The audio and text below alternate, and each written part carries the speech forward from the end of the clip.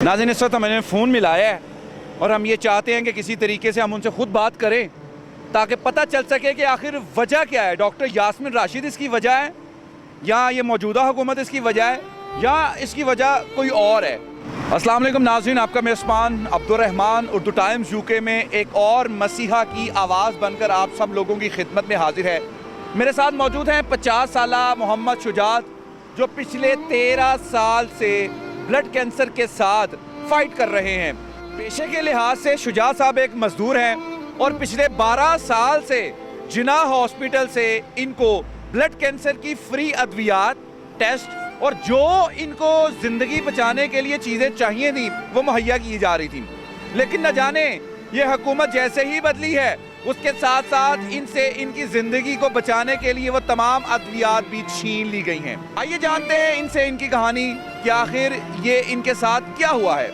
ये तिली वड्डी थी मेरा और ये मैं उस्ताद से इलाज कराया था ना, वो कह रहे उधर जाओ, जिन्ना हॉस्पिटल चल जाओ, उधर दवाई आपको फ्री मिलेगी।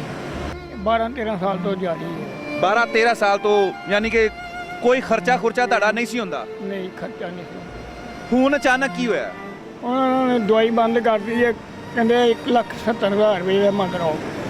बस पिछले उन्होंने फ्रंट बंद कर दिए होंगे जी, इसलिए मेरा होगा। ਕੰਮ ਕੀ ਕਰਦੇ ਹੋ?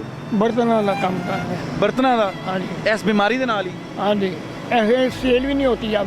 ਸਾਲ ਦਾ ਅਰਸਾ ਹੈ, 12 ਸਾਲ ਤੁਹਾਨੂੰ ਬਿਮਾਰੀ ਨਾਲ ਹੋ ਗਏ ਨੇ, ਤੁਸੀਂ ਜਹਿਦ ਕਰ ਰਹੇ ਹੋ ਤੇ 12 ਸਾਲਾਂ 'ਚ ਤੇ ਪਤਾ ਲੱਗ ਹੀ ਜਾਂਦਾ ਦੂਰ ਦਰਾਜ਼ ਵੀ, ਯਾਰ ਸਾਡਾ ਫਲਾਣਾ ਭਤੀਜਾ ਭਨੇਵਾ ਦੋਸਤ ਅਹਬਾਬ ਬਿਮਾਰ ਹੈ।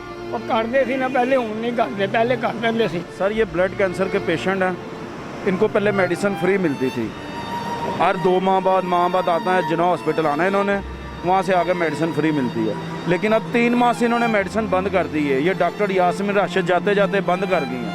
10 लाख रुपए का हेल्थ कार्ड उन्होंने दिया, वो कैसे ये बंद कर सकते हैं? सर जी अब वो कह रहे हैं ही नहीं मेडिसिन, आप पैसे देंगे मिलेगी नहीं। ये गवर्नमेंट ने प्रोजेक्ट बंद कर दिया है। आप जाके उधर जिन्ना हॉस्पिटल में देखें कितनी दुनिया परेशान है। ऐसे लोग हैं कि जो बेचारे सिर्फ किराया लेके आते हैं, उनके पास वापसी कुछ पानी पीने के पैसे नहीं होते। वो कितने पैसों का मुतालबा करते हैं इनसे? सर वो कह रहे हैं कम से कम 1,75,000 रुपये आपने जमा कराना है पर मंथ।